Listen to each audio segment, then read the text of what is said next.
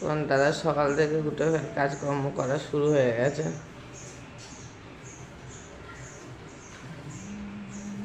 ঘুমিয়েছিলাম, মেয়েকে নিয়ে উঠে দেখি ঝাড় টাড় দিচ্ছে।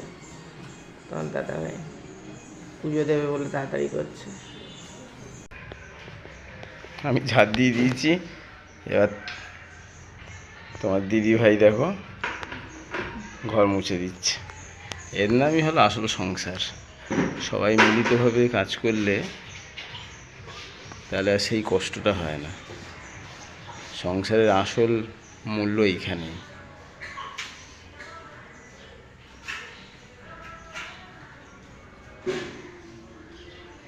করো করো, তাড়াতাড়ি করে করো। সিঁড়িটা তো মুছে আসবে।